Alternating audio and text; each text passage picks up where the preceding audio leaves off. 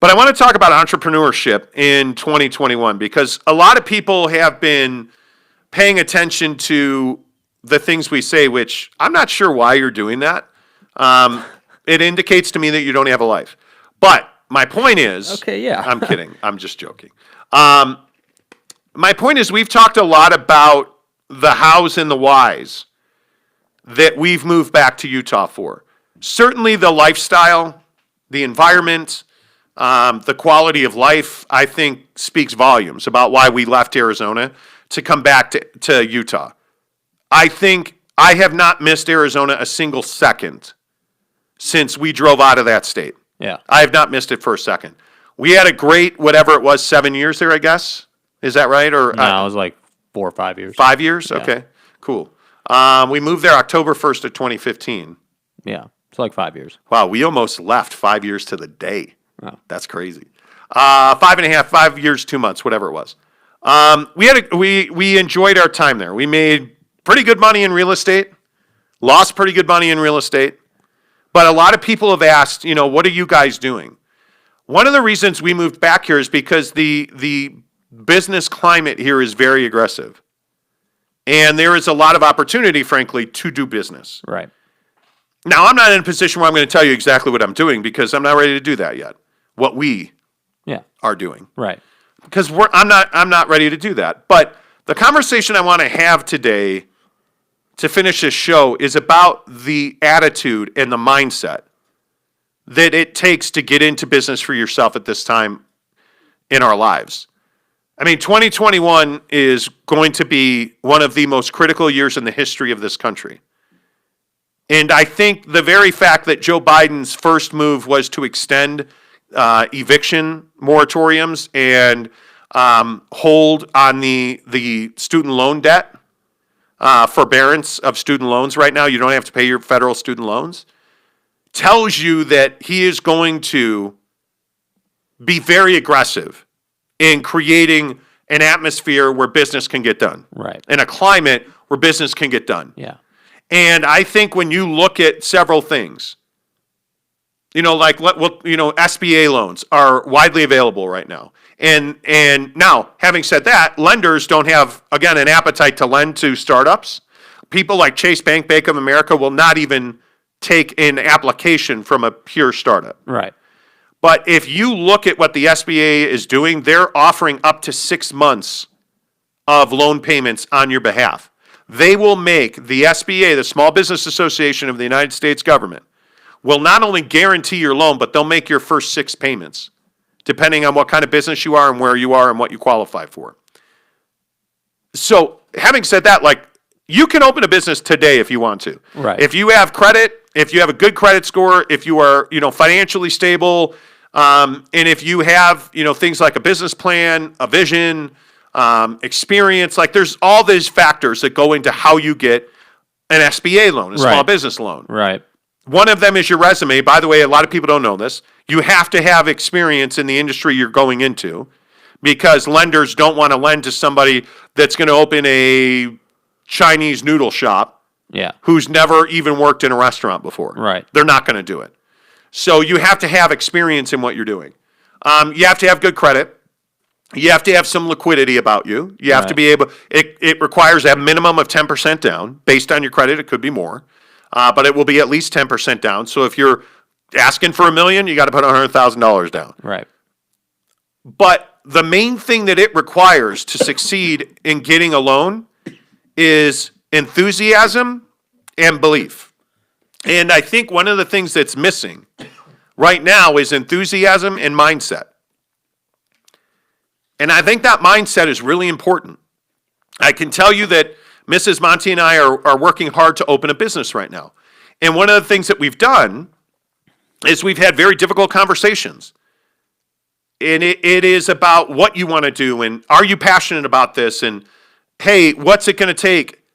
But the one thing that you can never do is waver in your belief that that business will work and that you will work in that business. If you have any hesitation in that at all, I think you need to take a step back and say, what am I doing?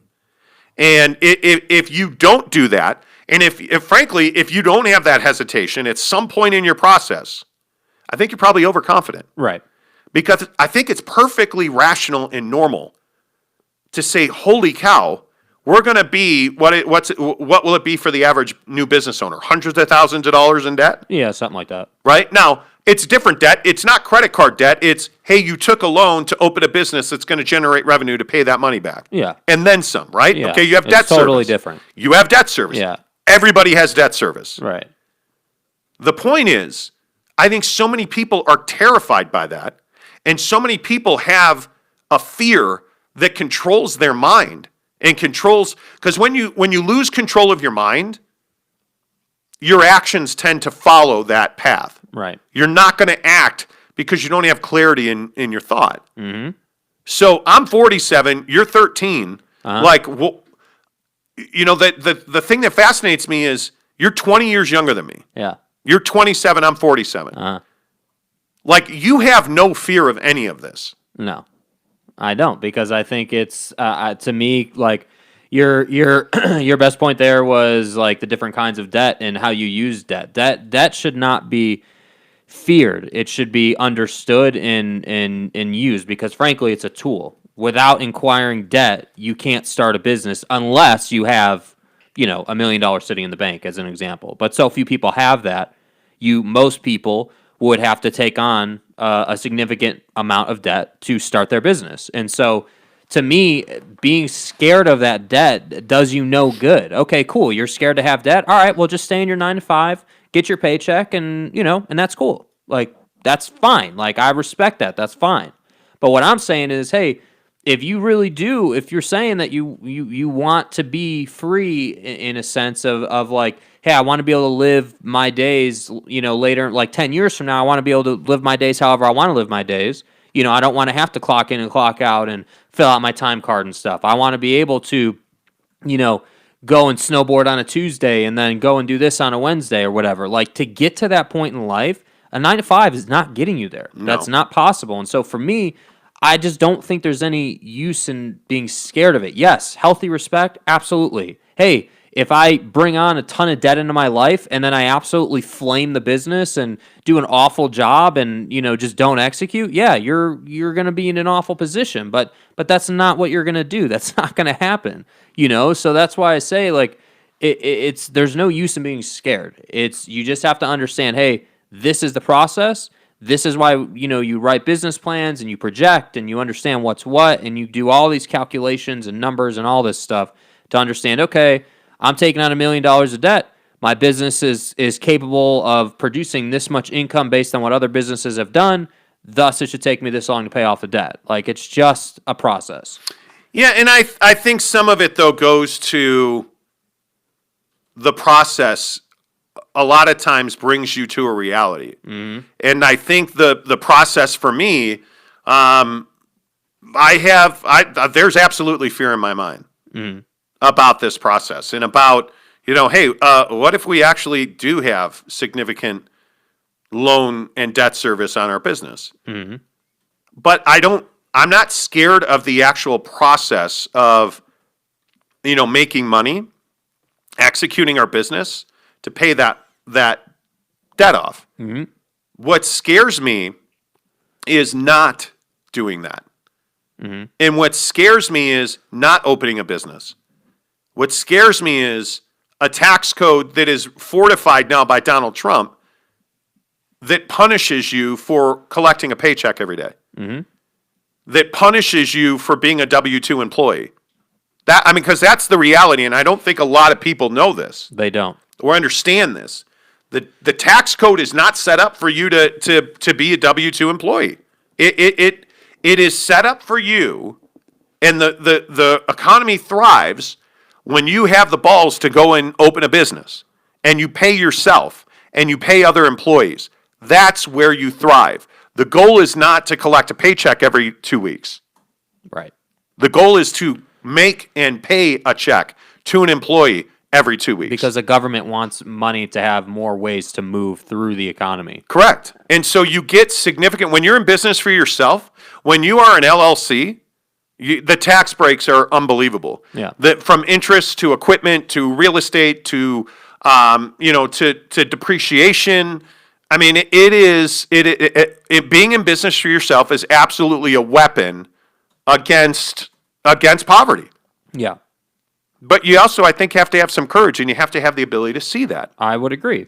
Yeah. And how do you, at your age, how do you get over that? Because I think this is a good friend of mine is thinking about opening a business as well. Uh huh. Now, they are much younger than us. They're in their mid-20s. Mm-hmm.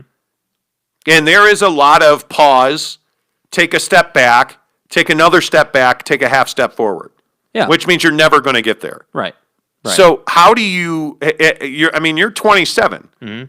How do you get over the idea that if you're going to be $250,000 in debt? Yeah, I mean, to me, it's like it's just like anything else in life. I mean, yeah, we can obsess on the debt and the numbers and like, oh my God, like my life is going to be derailed for 16 to 18 months paying off this debt. Well, cool, but what is the other side of that? The other side of it is, hey, in that 16 to 18 months to pay that debt, you're also working your ass off for yourself and not the man. You're also working your ass off to put yourself in a position where you can start making money. Because the truth is, this initial carrying of this debt, that's just the bridge to get to where you want to be. That's just what you have to do to get to the position you want to be. So the reason I'm more comfortable with it, I guess, is because I have worked in a restaurant. I've been on that grind. I'm not talking about from an experience perspective.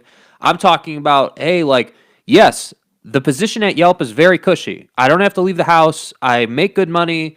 It's working 9 to 6, Monday through Friday. It can be a grind mentally, but it's a good job. It's a well-paying job. Great benefits, everything. But the real question that you have to ask yourself in this situation is, do you want to do that the rest of your life? Or do you want to move through life going from the job at Yelp to another 9 to 5 or to another, whatever that next thing is to get your check?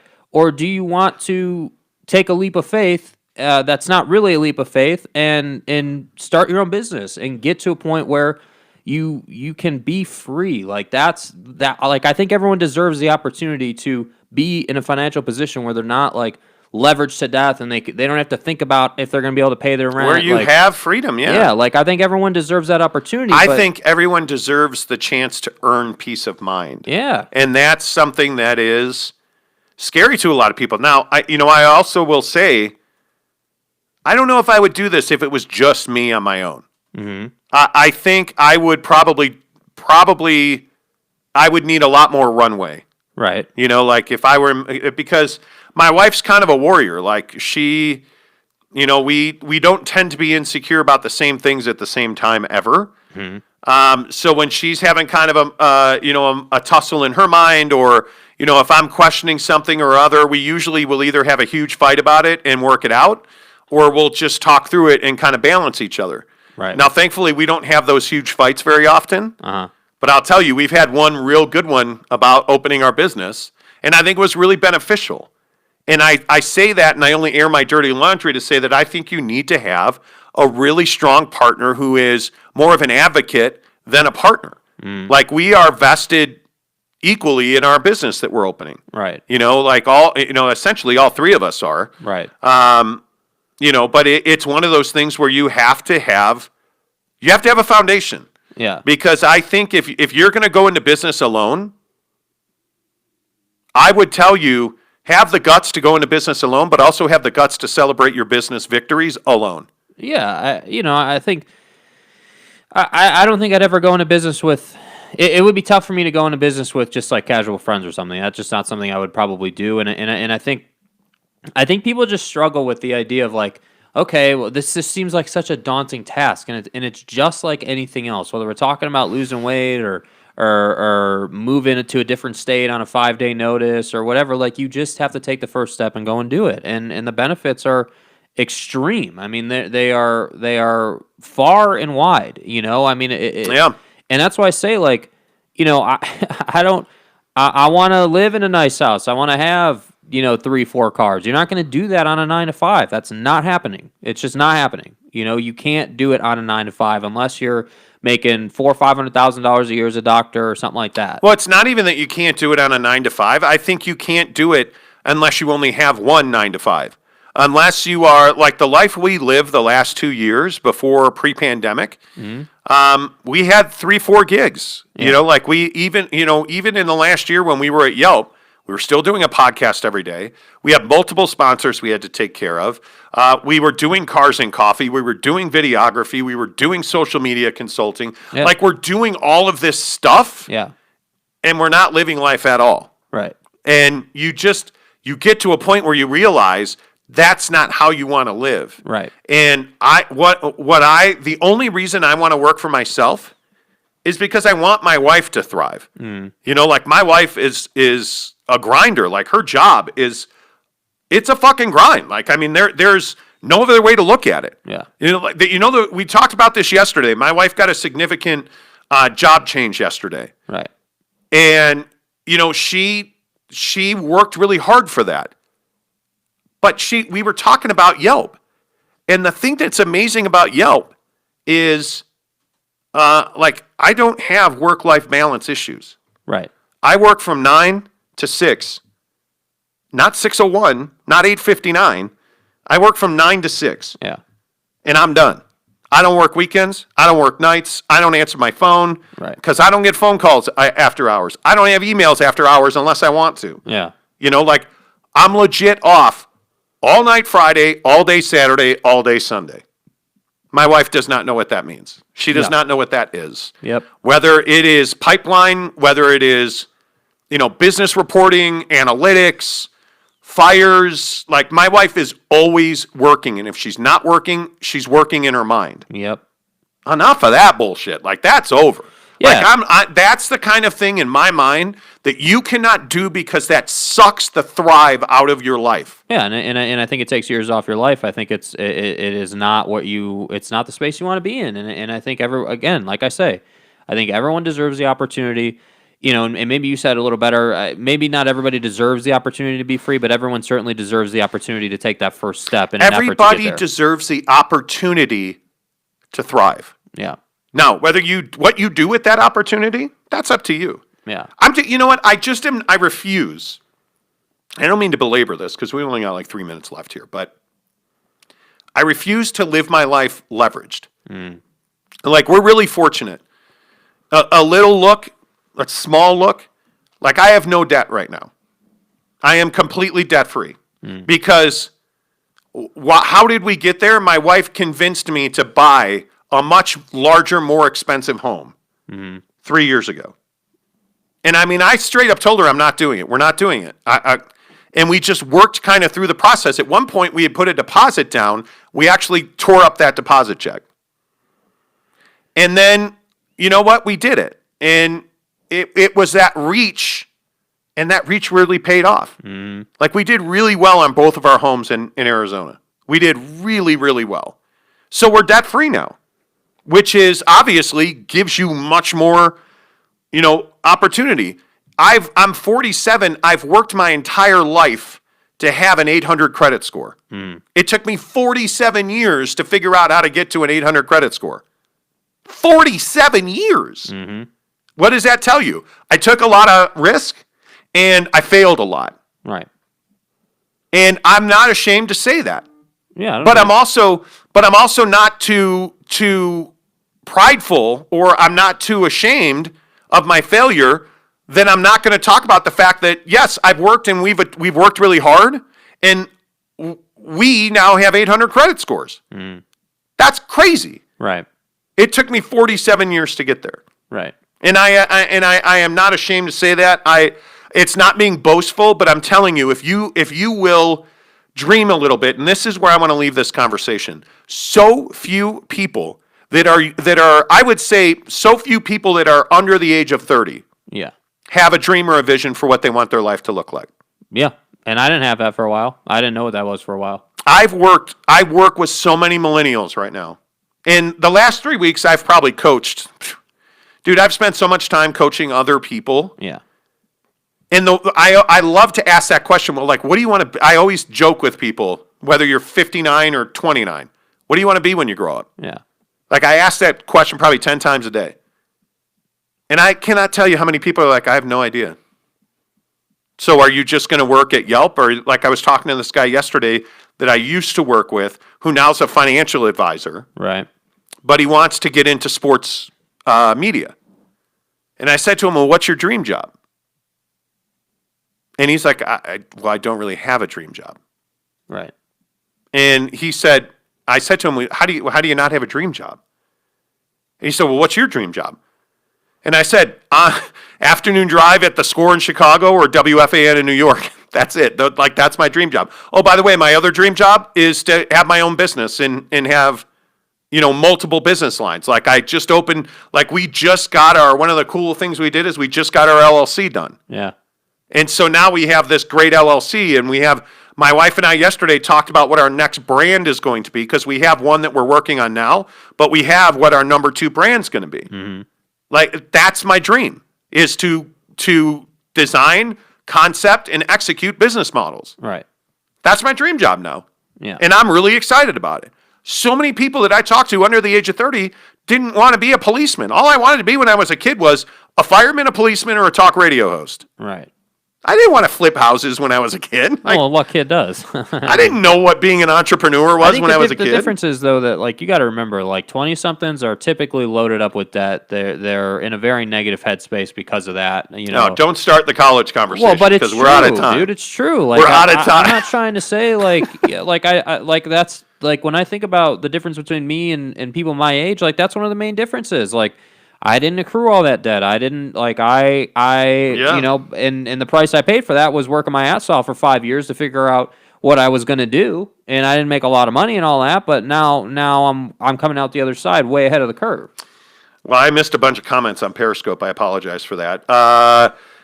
Catherine on Periscope says, first time I've ever seen your show. Well, I can't read that, but she said, "I'm trying to open a lash salon in Kissimmee, Florida, and all of my friends and family tell me I'm stupid for doing that." And it's like, well, okay, then you're not around the right people. Well, if you're talking about if your dream is to open a lash salon, and all you're hearing is, "Wow, that's really dumb. Hey, you're stupid. Hey, you shouldn't do that," you might want to find somebody else to talk to about it. Well, I mean, yeah, that's the first thing. The second thing I would say is you're never going to be able to just replace your family. Obviously, it's your family, right? So I think you have to have. Oh, this is a big one. You have to have a certain, again, there's no better way to really say it, but you got to have a not give a fuck kind of gene. Like, you got to be able to say, hey, this is what I want to do. This is why I want to do it, and it's unfortunate you don't support me, but I'm going to do it. But what you have to do is you have to surround you surround yourself with people who A, have done what you're trying to do, mm-hmm. B, who have the at least the ability to see past their own beliefs, right? And then I think you have to go surround yourself with people that are positive and have a lot of energy about what you're trying to do, whether they own a lash salon or not. Right? You have to go and surround yourself with those people. It's really unfortunate, and this is going to sound incredibly negative and bad, but take it at face value. Your family is not always your advocates. They're not always, the best part of your life. They're not always people, like I can tell you my family has no vision past the 9 to 5, and they're going to retire on their 401k. Like, that's what my family believes is the right way to go about life. Well, hey, knock yourself out. Good luck to you. That's not how I'm going to go about it. Yeah. Now, that's your dream and your vision. Okay, cool. Good luck with that. I have a completely different dream and vision, right? Sometimes you just need to stop banging your head against the same door when what's on the other side of the door is not supportive and positive and mentoring for you. Yeah, and I think you can't look for you can't look for acceptance in other people, like whether it's your family or friends. But you don't need acceptance. But a lot of people feel like you do need acceptance, right? And I think that's a huge mistake. I don't think you need the acceptance of your mom when your mom's never going to give you that acceptance, or your sister, or even your best friend. Right. What you need is to just take one step forward and see that that's a possibility. Yeah. That's what I would say that you need. And so many people are just unwilling to do that. Yeah. If you have questions about this, either, leave a comment on our YouTube channel, The Monty Show, Monty, The Monty Show. You can always hit me up on Twitter, Instagram, The Monty Show, Monty, The Monty Show. Nobody likes you, but you can find Jake on Twitter and Instagram, SLC, Salt Lake City, SLC Supercars on Twitter and Instagram. Anything seriously wrong today? Nah. I hope not. I hope everything goes. In Washington, I'm not that worried about it. There's so much infrastructure in place to prevent that. I'm worried about the other state capitals. We'll have all that for you tomorrow. We'll be back on Phillip Rivers' retirement tomorrow. Is he the Hall of Very Good? And by the way, tomorrow on the show, we'll talk about generational quarterbacks because a lot of them are slipping away from us. Yep. So that's tomorrow. Until tomorrow, say welcome home, Joe. Welcome home, Joe.